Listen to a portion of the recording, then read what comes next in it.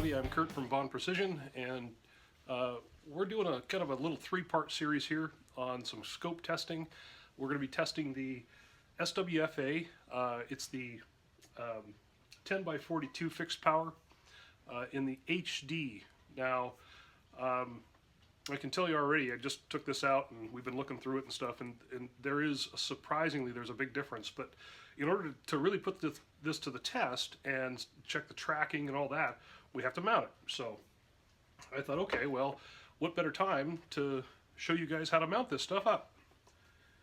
So, a couple things we need. We don't really need this, but we're going to be using the Wheeler scope mounting levels. We're going to be installing the SWFA bubble level, and we're also going to need some tools. In this case here, I need a T15. All the stuff here happens to be a T15, you know, depending on what you guys have. It could be Allen wrenches or whatever. So I also recommend getting a quality tool. Now, it doesn't have to be a Matco, but I've been a mechanic my whole life, so you know, buy quality tools. I hate using the stuff that winds up snapping off and breaking, or you can strip stuff out because the metal's not up to quality. So if you can afford it, spend the money and get a quality tool. Now, the other thing, I probably won't put this in the video, just because it's just pouring down rain right now, and it is going to be for a while. So I'm not going to go out and lay in the grass and do this. But what I do, once we get this scope mounted, and leveled with the Wheeler leveling system, I'm going to take this out and I'm going to hang this up. It's just a fishing weight with a string, and I will hang this outside off of an overhang I have on my house, and I'll get back about 20 yards and I will put my crosshairs on the string. Now, if my crosshairs are a little bit off, well, now I can loosen the scope up and just make that slight adjustment. I trust the plumb bob method over anything else. I'm not saying that Wheeler makes a bad product, because they don't, and I've had great luck with it. But just check it with this. It's a string and a weight. It's worth its weight, literally. Anyways, so we're going to move over to a different bench here and start getting some of this stuff set up. Show you how we do this. Okay. One of the first things we want to do is get your gun set up in a vise. Now, I'm using the Tipton vise here. If you can use several different vices, it doesn't really matter as long as you can lock it in place. Now, we have to find a level part on the gun to try to get the gun level. The best place to do this is on a rail. And so what we're going to do is we're going to set this level right here. Then I'm going to come over and I'm going to look down on this level, and I can tweak the gun back and forth. I can move my adjustment knobs here just a little bit, and that level is perfect right there. Here's a close-up of that. Just want to make sure you can get that just as close as you can possibly get that to perfect. Now the next step is adding the other level to the barrel.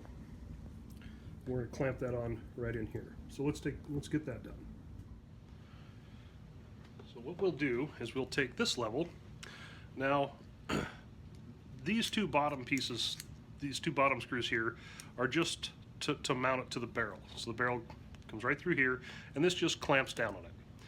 This one here, if you don't get it perfect when you mount it, this knob adjusts that level up or down a little bit. So you can adjust this so that this level here matches the level that you have over here. So we're just going to slide this up on here, and we're going to just kind of move that around, get it pretty close. Doesn't have to be perfect. Lock that down. Doesn't have to be super tight, but snug. And then we're going to move this level a little bit here by adjusting this knob. Let me get this zoomed in here for you so you can see. Okay, so what we're going to do is we're just going to adjust this knob. Okay, going the wrong way, so go back the other way. Put that bubble right in between those two lines, right about there. And then maybe just a hair more. Okay, right about there. Now, moving this around a little bit, I did come off this back one here, off to one side, so I'm just going to tweak this a little bit.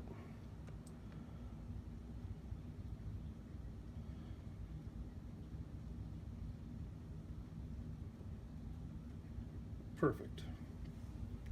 Come back over here and check this one.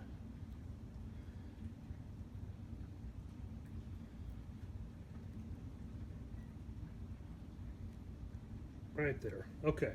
So I've got them both leveled up now. So now, as long as I don't move this front one here, I can take this back one off. And I'm going to take my scope rings off, just the upper parts.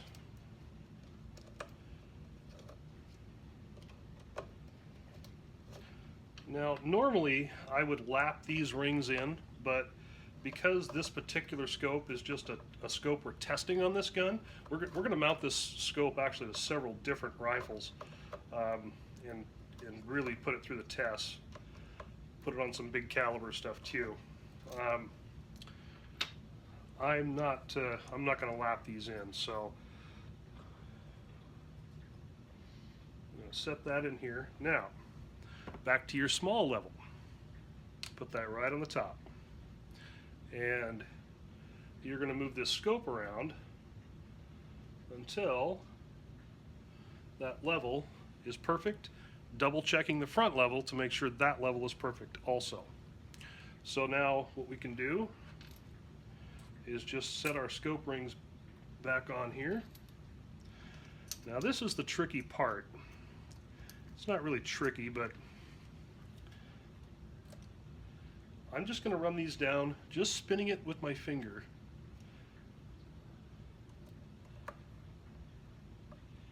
One thing I want to be real careful of is to make sure that the gap, I don't have a gap on one side of my ring larger than the other. I want to bring these down even. So got to keep an eye out for that. I'm also not going to install Loctite on these because again, this is not going to be a permanent fixture on this particular rifle here.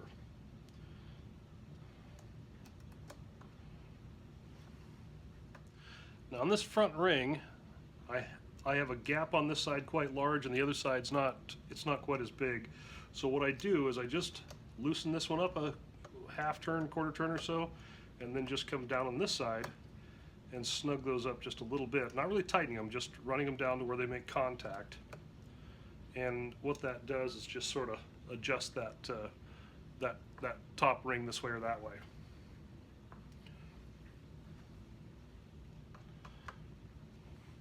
Now, let's get a close-up on this so you can see how this works.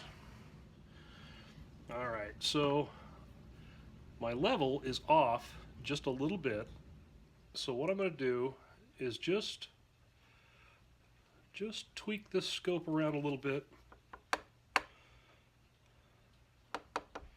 And just a little, just barely a tap with something real soft isn't going to hurt anything at all. As long as you don't have these tight, you cannot tighten these down.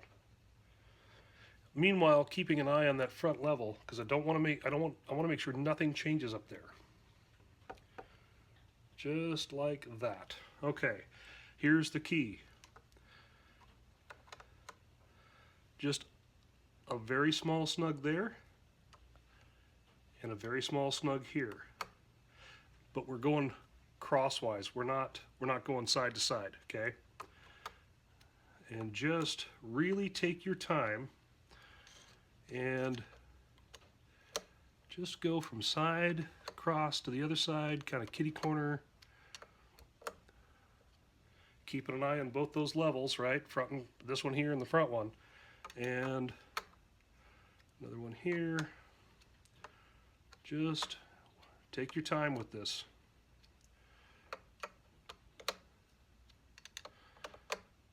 If you do it this way, you won't wind up getting the scope cockeyed. It'll stay true the whole way down.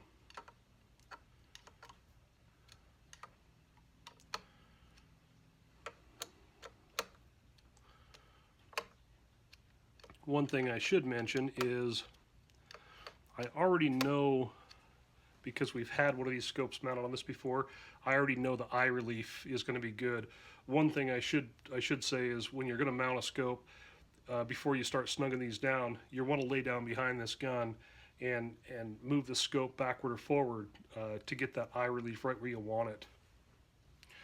Okay, so at this point we are ready to start putting some torque on this, and I don't like to put a lot of torque on these.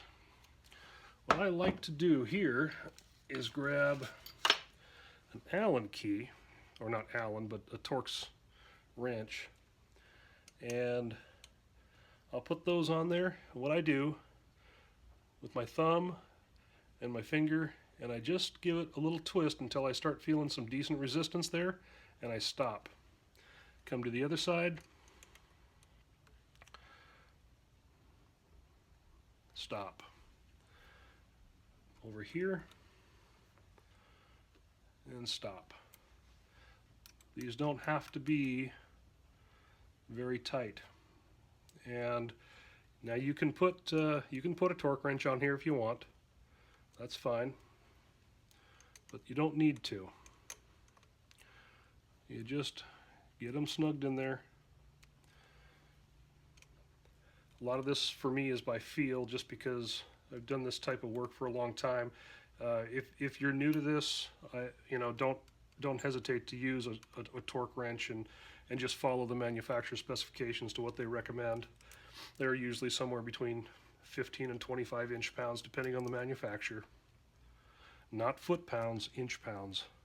Okay, we finished torquing those down, so we've got a level in there, and it's right dead center. Coming up back to the top one here, and we are right dead center. So now, another thing I should mention too is any attachments you have, bipod, the sling, a bullet sleeve, or anything like that, get it off of there. Just get it out of your way so that you're not in here messing with this stuff. So the scope is on and it's leveled up. So now we've just got a few more things we want to do. First, let's get this on here. While all the levels are still on, we're going to mount this.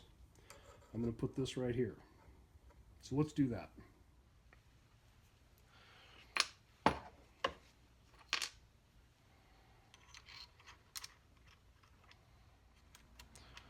Sometimes it's easier just to kind of kick this thing sideways here to get these to get the Torx screws started. Once you get them started, we'll flip it up and get it actually level. Again, keep an eye on that gap too. Don't want a big gap on one side and pinch tight on the other.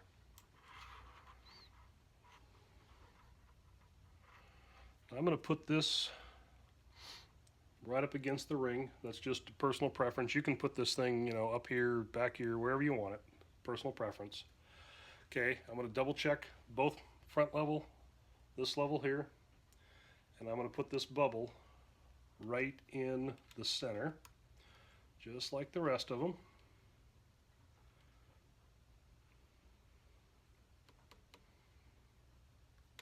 You can just tap it around as you need.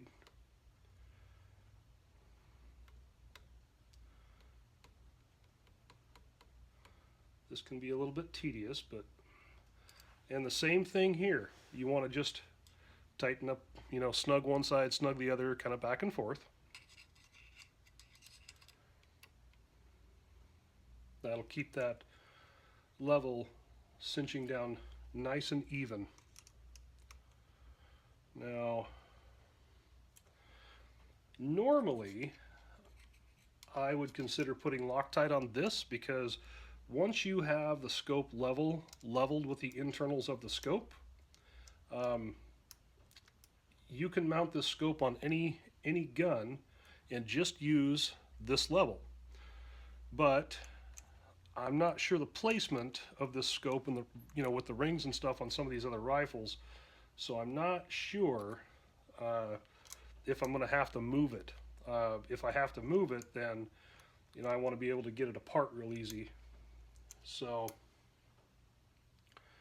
Okay, so we're just going to snug this up the same way.